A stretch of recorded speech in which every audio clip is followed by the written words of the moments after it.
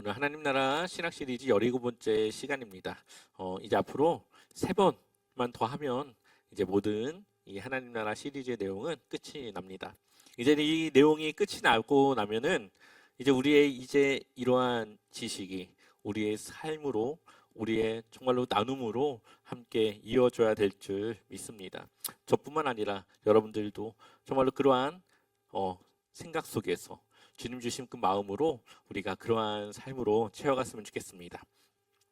우리가 17번째 시간을 맞이했다 이 말을 조금 더 다른 말로 하면 16번의 시간을 통해 우리는 하나님 나라라고 하는 그 내용을 비교적 심도 있고 깊이 있고 자세하게 함께 나누었다라는 것을 의미합니다.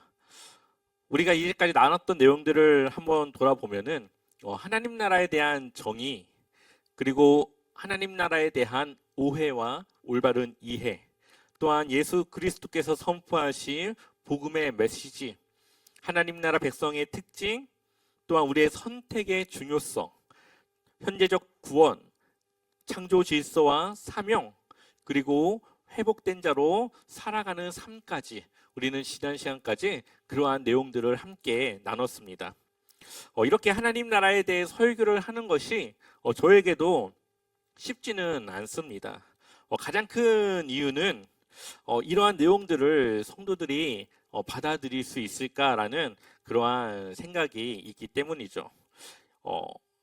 성경에는 이렇게 말하고 있다고 해서 이걸 전하는데 이것이 혹여나 성도들의 마음에 불편함과 시험과 그러한 마음과 생각을 갖게 하지 않을까라고 하는 생각이 저에게는 있었습니다. 그럼에도 불구하고 가감없이 이러한 내용들을 전했던 이유는 하나님께서 선택했고 하나님 앞에 구원받은 성도라면 그러한 내용들에 대해서 공감하고 받아들일 수 있을 거라고 하는 그러한 믿음이 있었고, 또한 성경에 나와 있는 그 말씀을 전하는 것이 목회자의 역할이라고 생각했기 때문입니다. 오늘 우리 이 시간에는 이미와 아직이라고 하는 그런 신학적 주제를 우리의 삶 속에서 조금 더 깊이 들여다보고자 합니다. 성경은 하나님이 이미 하신 일, 그리고 지금 하고 계신 일, 앞으로 하실 일에 대해서 우리에게 보여주고 있고 그 이야기를 전해주고 있습니다. 우리는 그러한 말씀을 통해 하나님이 우리는 그 내용을 통해 하나님을 바르게 알고 또한 하나님과 같은 방향으로 동행하며 살아갈 수 있게 됩니다. 여기서 우리가 한 가지 질문해야 될 것은, 그렇다면 하나님은 지금 무엇을 하고 계실까라는 것이죠. 성경 전체를 관통하는 하나님의 사역은 늘 분명합니다. 하나님은 인류가 최초에 하나님께서 창조하신 그 목적을 따라 살아갈 수 있도록 지금까지 행하고 우리를 이끌어 가고 계십니다. 창조의 뜻에서 벗어난 우리를 예수 그리스도를 통해 새 창조하셨습니다. 우리의 외모는 그대로이지만 우리의 생각과 우리의 마음과 우리의 삶의 방향은 완전히 다른 새로운 창조의 그러한 변화를 우리는 예수 그리스도를 통해 경험하고 그러한 변화를 받아들이게 됩니다. 이러한 회복의 방식은 매우 중요한 메시지를 우리에게 주고 있다는 거죠. 하나님은 깨어진 세상을 한 번에 뒤엎어서 새로운 세상을 만들지 않으시고, 하나님의 그러한 깨어진 세상을, 하나님의 잃어버린 사명을 회복하기 위해 또다시 한 사람을 통해 그 일을 시작한다라는 사실입니다. 그 한 사람은 바로 우리가 알고 있다시피 아브라함이라고 하는 사람이죠. 아브라함은 하나님이 누군지도 몰랐고 하나님을 믿는 사람도 아니었습니다. 모르겠습니다. 하나님을 알고 있었는지 모르겠지만 하나님은 아브라함을 택하셨고 그에게 그를 통해 하나님이 큰 일을 행하실 것을 시작하십니다. 하나님이 먼저 아브라함을 찾아오셨다는 것이 아주 중요한 것이죠. 바로 하나님은 그분의 일을 하기 위해 먼저 그 일을 행하시는 하나님이시라는 겁니다. 또한 아브라함을 회복시키시고 또한 회복된 아브라함을 통해 나오는 그 자손들을 통해 한 나라와 민족을 이루시고 그 민족을 통해 하나님 나라가 어떠한 나라가 되어져야 되는지를 우리에게 보여주십니다. 또한 그러한 하나님 나라에 대한 모델을 통해 우리가 바로 그러한 공동체를, 그러한 교회와 가정과 그러한 내가 속해 있는 그곳이 하나님의 나라로 될 수 있도록 우리로 하여금 그 일에 사명을 주신 것입니다. 여기서 중요한 사실은 아브라함 한 사람의 구원과 그 한 사람의 내면적인 평안과 변화에서 끝나지 않았다라는 거죠. 한 사람을 통해 공동체를 이루셨고 그 공동체를 통해 하나님 나라를 세우셨고 그 하나님 나라를 통해 열방의 하나님에 대한 그러한 복음을, 하나님에 대한 그 능력과 그 증거를 보일 수 있도록 이끌어 갔다라는 것입니다. 지금 이 시대의 교회가 가지고 있는 사명이라고 하는 것은 바로 그러한 공동체를 통해 하나님을 드러내며 하나님의 사역을 우리가 이루어 가는 것입니다. 그러나 우리가 그러한 일을 함에 있어서 가장 걸림돌이 되는 것이 바로 이 죄성이라는 거죠. 성경이 말하는 죄는 단순히 도덕적으로 우리가 잘못한 그것을 죄라고 하지 않습니다. 그것은 죄의 결과인 거죠. 성경에서 말하고 있는 죄는 하나님을 거부하는 것, 하나님과의 관계가 끊어진 상태, 그것 자체가 바로 이 죄를 의미하고 있습니다. 하나님께서 창조했던 그 모습을 잃어버린 그 상태를 바로 죄를 지은 상태라고 말하는 거죠. 그렇다라고 하는 것은 우리가 하나님 안으로 다시 들어가는 것, 우리가 하나님의 통치를 다시 따르는 것, 하나님과의 관계를 다시 회복하는 것, 그것은 우리가 죄를 이기는 것이고 하나님 앞에 죄의 그거를 우리가 없애고 회복된다라는 것을 의미하는 거죠. 그것이 바로 하나님 나라에 들어가는 것이고 하나님 나라로 살아가는 것입니다. 그렇기 때문에 우리가 이야기했다시피 하나님 나라라고 하는 것은 장소적인 개념이 아니라 하나님과의 관계적인 개념이고 하나님의 통치를 의미하는 것입니다. 마치 대사관과 같은 것이죠. 미국 대사관이 한국에 있지만 그 대사관은 한국의 법을 따르지 않습니다. 미국의 법을 따르죠.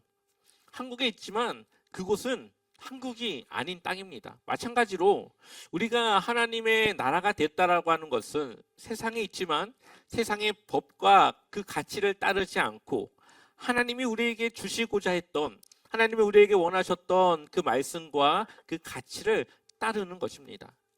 그래서 우리는 이 세상과 구별된 하나님의 나라로서 우리는 하나님의 통치와 그 말씀 안에 우리는 살아가는 것을 의미하는 것이죠.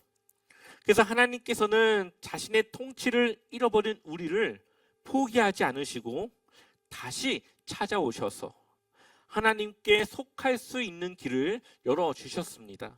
그것이 우리가 수요일날 나누었던 아담과 하와가 죄를 지은 이후부터 하나님은 그 구원의 계획이 시작되었다는 것을 볼 수가 있죠. 또한 그 회복된 사람들을 통해 제사장 나라, 그리고 그들을 통해 하나님의 어떠한 분이신지를 알게 하고 보여줄 수 있도록 그 사람들을 통해 일하셨습니다. 그렇기 때문에 우리가 지금 하나님을 믿고 있는 것이죠. 그러한 사람들의 복음의 그 증거의 결과로서 우리도 하나님의 백성, 하나님의 자녀로서 지금 이 자리에 있게 되는 겁니다. 성경은 이 구원의 구조를 이렇게 말하고 있습니다. 하나님은 만물의 창조자, 또한 예수님은 이 만물을 충만케 하는 구원자, 또한 교회는, 우리는 교회의 몸된, 그리스도의 몸된 교회로서 그 충만함에 참여하는 존재라고 말하고 있죠. 하나님께서 이 세상을 충만케 하기 원하시는데 우리는 그 충만케 하기 위한 그 사역에 참여하는 자들입니다. 그래서 하나님이 이 세상을 충만케 하기 위한 일에 우리가 헌신하고 쓰임받는 것이죠. 여기서 만물을 충만케 한다고 하는 것은 결국은 이 세상이 충만함을 잃어버린 상태라는 것을 의미합니다. 왜 하나님의 그 충만함을 잃어버렸을까요? 생명의 근원이 끊어졌기 때문이죠. 그래서 성경은 이 죄의 결과를 어둠과 고갈과 죽음으로 표현하고 있습니다. 원래는 하나님 안에서 영원한 생명, 하나님 안에서 모든 것을 공급받는 그러한 하나님 안에서 안정감 있는 삶을 살아가야 될 우리가 하나님과의 관계가 끊어졌고 그 생명이 끊어졌고 결국은 그것을 채우려고 많은 사람들이 노력하고 많은 것들로 그것을 채우려고 하지만 채울 수 없는 그러한 상황에 그러한 삶을 살아가고 있습니다. 그래서 예수님 스스로가 나는 영원한 생수, 생명의 강과 같다라고 말씀하시는 거죠. 우리가 예수님을 진짜 만나면 정말 진리 되신 예수님을 진짜 우리가 알게 되면 우리의 삶은 안정감이 있고 정말 주님 안에서 그 기쁨과 평안을 누리는 삶을 살아갑니다. 왜냐하면 하나님께서 나를 책임진다라고 하는 그 사실과 그 믿음이 우리의 마음을 평안하게 하기 때문이죠. 그렇다고 해서 우리의 삶이 평안하다는 건 아닙니다. 고될 수도 있고 힘들 수도 있고 다른 사람들보다 더 힘든 상황에 놓여졌을 수 있겠지만 하지만 우리의 마음과 생각은 하나님의 일에 내가 동참하고 하나님의 생각과 일치된 삶을 살아가고 있다라고 하는 그 마음에 기쁨이 있고 자족하며 거기에서 만족감을 얻는 그 평안을 우리가 누릴 수 있다라는 것을 성경은 말하고 있는 것이죠. 우리가 여기서 다시 한번 짚어야 될 것은 구원이라고 하는 것은 우리가 매번 말했다시피 천국 가는 티켓을 얻었다라는 것이 아니라 지금부터 회복되어져서 하나님의 그 구원을 누리는 삶을 살아가야 된다는 것을 의미한다는 겁니다. 물론 죽어서 천국을 간다라고 믿는 사람들도 구원이 있습니다. 그러나 그들이 이 세상을 살아가면서 누릴 수 있는 하나님의 그 축복과 은혜를 조금은 누리지 못하고 살아갈 수도 있다는 것을 의미하는 겁니다. 우리가 하나님이 원하시는 또 하나님이 우리에게 주고자 했던 그 구원은 죽어서가 아니라 지금부터 우리가 누릴 수 있는 하나님의 그 참 평안과 샬롬의 삶을 살아갈 수 있다는 것을 우리가 알고 있을 때 우리는 그것을 하나님께 구하고 그것을 누리기 위한 그러한 삶을 우리는 살아갈 수 있는 것이죠. 그렇기 때문에 우리는 주님 안에서 그리스도를 닮아가며 온전해지는 삶으로 나아가게 되는 겁니다. 그래서 성도를 온전하게 해서 봉사의 일을 하게 하고 그리스도의 몸을 세우며 장성한 분량에까지 이르도록 우리를 성장시키십니다. 그렇기 때문에 하나님 나라의 완성이라고 하는 것은 단순히 미래에 대한 이야기가 아니라 우리가 지금부터 그 삶을 누리는 것이고 결국 이 세상에 새로운 그 새 예루살렘이 왔을 때 그때 우리가 하나님 앞에 같이 왕노릇하는 하나님과 함께 이 세상의 통치자로 살아가는 그것을 말하는 것이죠. 여기서 왕노릇한다고 하니까는 군림하는 무언가로 생각할 수도 있겠지만 여기서 말하는 것은 군림이 아니라 함께 한 형제 자매가 서로의 우열이 없이 하나님의 다스리심 가운데 함께 그 일을 위해 살아간다는 것을 의미하는 것입니다. 그렇게 하나님 나라에서 우리는 완전한 회복을 누리는 것이고 그렇게 하나님의 일에 동참하며 살아가는 것이죠. 우리가 구원이라고 하는 것을 미래가 아니라 지금으로 바꿔야 되는 이유는 바로 하나님이 그것을 우리에게 원하시고 있기 때문입니다. 그래서 우리는 두 가지 오해하지 말아야 될 것은 하나님이 주시는 복은 이 땅에서의 성공과 동일한 것이 아니라는 것. 또한 하나님의 구원은 죽음 이후에 이루어지는 것이 아니라는 것입니다. 하나님이 주시는 복, 구원은 우리의 삶을 구원하는 것을 의미합니다. 그 핵심은 다른 데 있지 않고 하나님과 연합하는 것에 있습니다. 그래서 예수님은 자신을 영원한 생수, 영원한 생명의 떡이라고 말씀하셨는데 그것은 사람들이 잃어버려서 찾고자 하는 그것을 채울 수 있는 분이 바로 예수 그리스도라는 것을 우리에게 말하는 것이죠.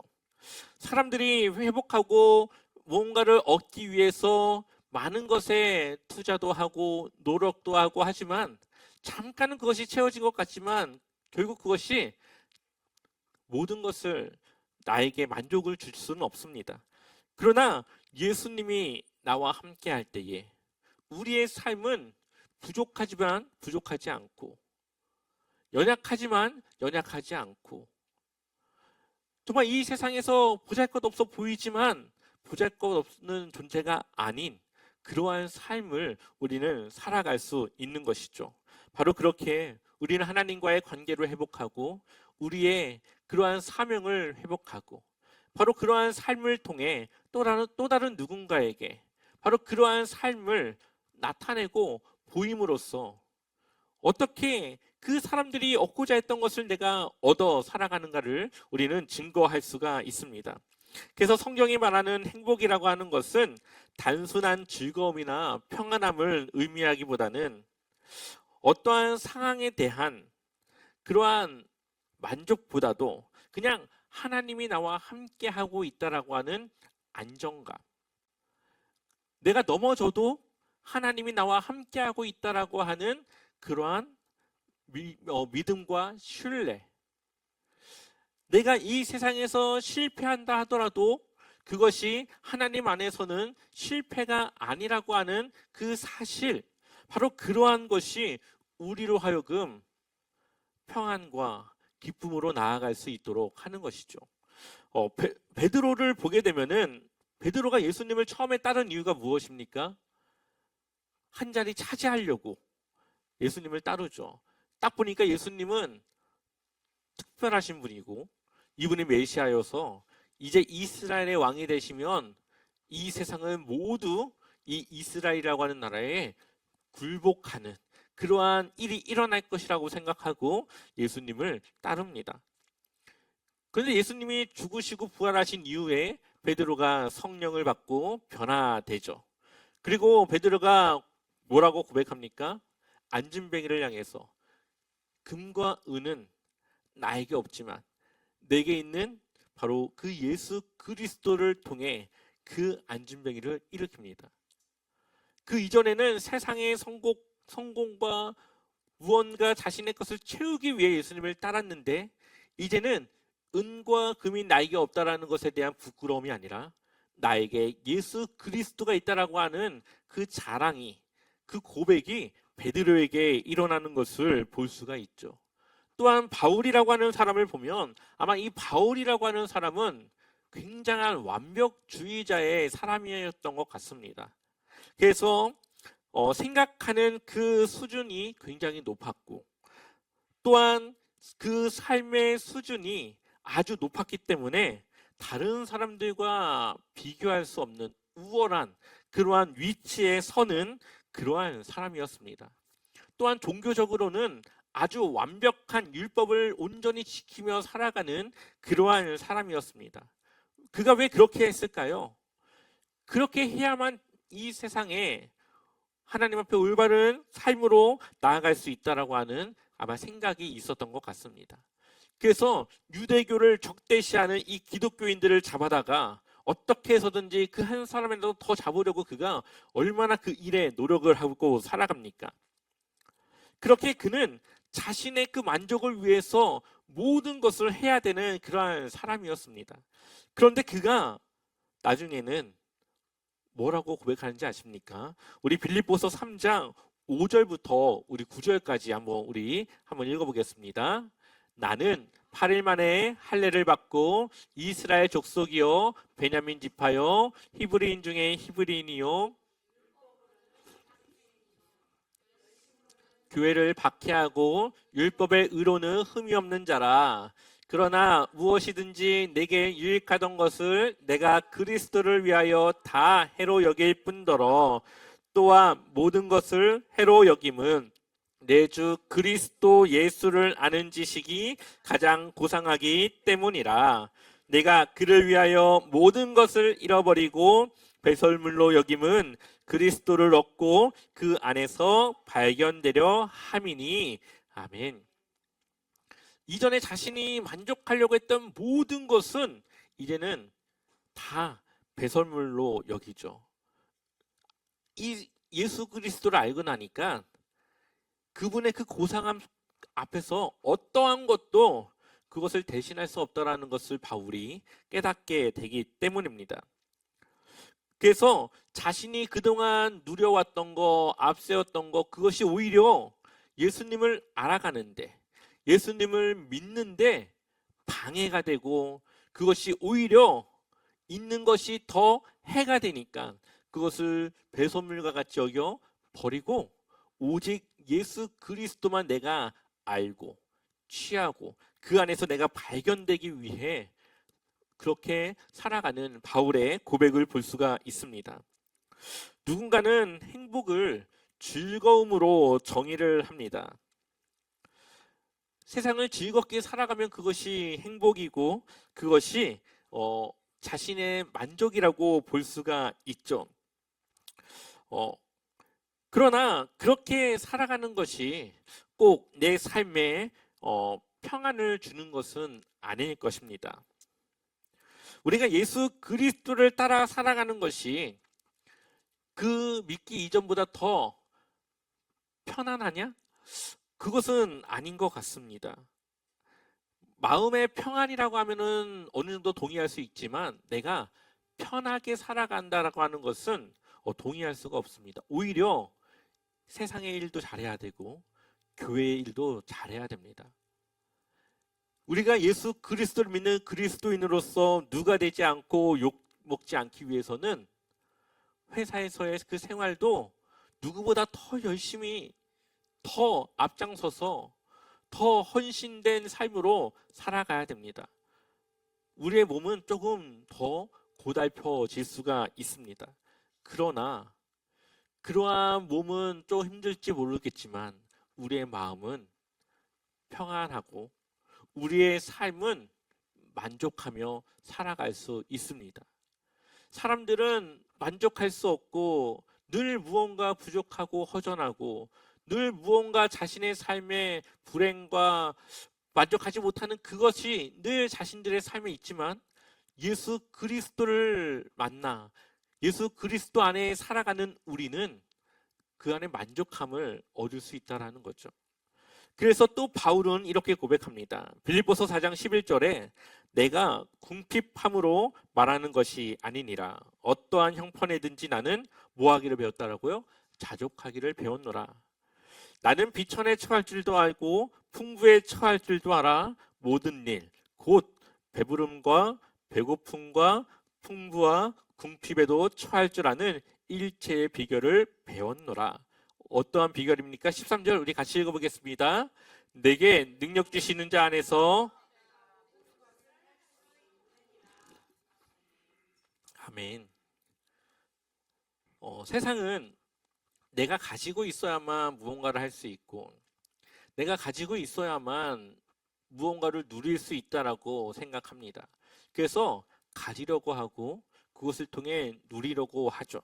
하지만 바울은 그렇게도 살아봤고 없이도 살아봤고 여러 상황 속에 있었는데 결국은 그것이 문제가 아니라 내가 능력 주시는 자 안에서 예수 그리스도 안에 내가 살아갈 때 나의 있고 없고의 문제가 아니라 그냥 그 안에 있을 때 내가 자족할 수 있고 만족할 수 있고 하나님이 나에게 원하시는 그것을 할 수 있다라고 고백하고 있습니다. 우리의 형편과 상황을 우리가 그것에 따라서 내가 좌지우지 되는 것이 아니라 하나님이 나에게 있고 내가 하나님 안에 있다라는 그 사실이 바로 나로 하여금 만족하며 자족하며 그 안에서 하나님이 원하시는 그 일을 내가 할 수 있다라고 하는 그 믿음 안에 살아가고 있다라는 거죠. 참된 만족은 세상이 아니라 하나님이 주시는 것입니다. 우리는 예수 그리스도를 믿고 그분을 위한 삶을 살아가며 그분이 우리에게 주신 그 사명을 이루며 살아갈 때 우리는 거기에서 만족과 평안과 기쁨을 누릴 수가 있습니다. 우리의 힘듦과 피곤이 내일의 그 처짐이 아니라 오히려 그 안에서 놀라운 그 기쁨과 새 힘이 솟아나는 그것을 우리는 경험하며 살아갈 수 있는 것이죠.